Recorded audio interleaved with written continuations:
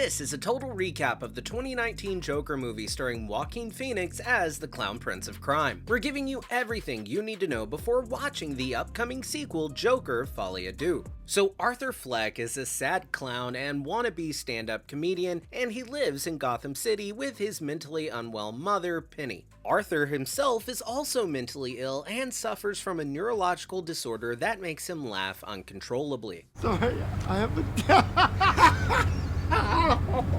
Arthur relies on a broken and underfunded government system to provide him with counseling and medication. How does it feel to have to come here? Does it help to have someone to talk to? I think I felt better when I was locked up in the hospital. When working as a clown, waving a sign on the streets of Gotham, he is attacked by a group of kids who steal and break his sign, and then they beat him up.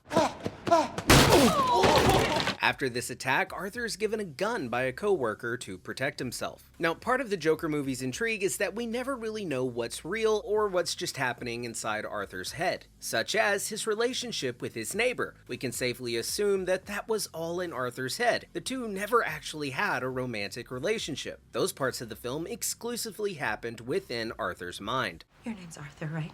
You live down the hall. I really need you to leave. Now, when performing at a children's hospital, Arthur accidentally drops his gun in front of the kids and nursing staff. This results in Arthur getting fired from his job as a clown. You're a fuck-up, Arthur, and a liar. You're fired. On his way home, he's attacked by a group of drunk dude bro businessmen on the subway. Arthur pulls his gun and shoots the attackers. One of them escapes, and Arthur chases him down and kills him too.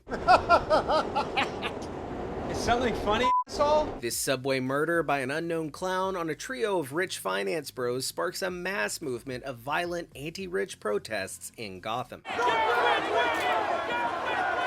Arthur is now without his medicine and counseling following the funding for social services being cut. This results in Arthur drifting further and further down a dark path. However, this new path does come with a new burst of confidence in Arthur, inspiring him to pursue his stand-up comedy career. It doesn't go well. Hello, it's good to be here. Now, we can see from Arthur's poorly timed laughs and notes in his journal that despite his love for comedy, he doesn't really understand social cues and therefore doesn't understand comedy. However, he does have his very own unique sense of humor. My mother would say, you should enjoy it. One day you'll have to work for a living. No, I won't, Ma. I'm gonna be a comedian.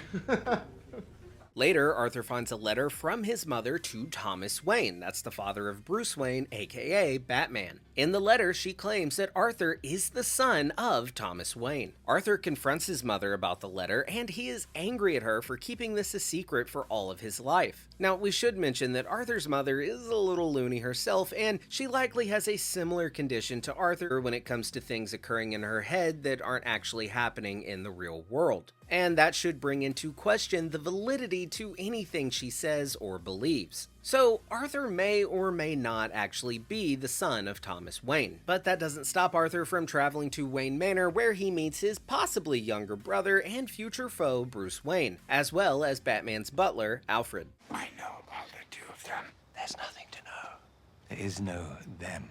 Your mother was delusional. After Arthur's mother suffers a stroke, she is hospitalized. Arthur then sees a recording of his failed comedy routine mocked on his favorite talk show, Murray Franklin, who calls Arthur for the first time Joker. Following this diss from his comedy idol, Arthur's mental state continues to deteriorate. Arthur confronts Thomas Wayne, who denies that he is his father. Wayne also says that Penny was a delusional housekeeper at Wayne Manor who actually adopted Arthur. Your mother adopted you while she was working for us. That's not true. Why are you saying that? Then she was arrested and committed to Arkham State Hospital. Arthur investigates these claims and uncovers his mother's records from Arkham Asylum, confirming that she did indeed suffer from mental illness and allegedly fabricated her relationship with Thomas Wayne. Like with Arthur and his neighbor, she probably actually did believe that she had a relationship with Thomas, and she may have even convinced herself that Arthur was her and Thomas's son. It's then also revealed that she allowed her abusive boyfriend at the time to abuse abuse Arthur when he was a child, which is largely responsible for Arthur's laughing condition and other mental illnesses. Distraught from this news, Arthur visits his mother in the hospital and kills again, suffocating his own mother with a pillow. Arthur is later invited to actually appear on his idol's talk show. Mary wants me on the Mary Franklin show.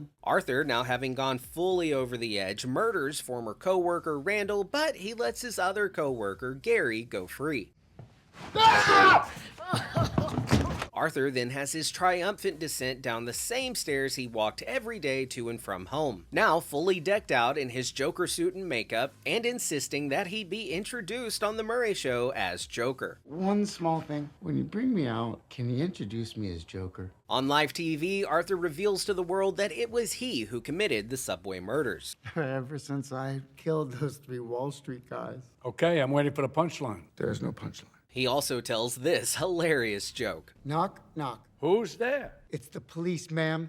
Your son's been hit by a drunk driver. He's dead. Arthur goes on a rant that's a little on the nose and self-aware, detailing the movie's theme of neglect for the downtrodden and the vulnerable. What do you get I don't think so. when you cross I think a we're mentally done ill with your loner jokes. with That's a it. society that abandons him and treats him like trash? Call the police, I'll Gene. tell you what you get. Call the police. You get what you deserve.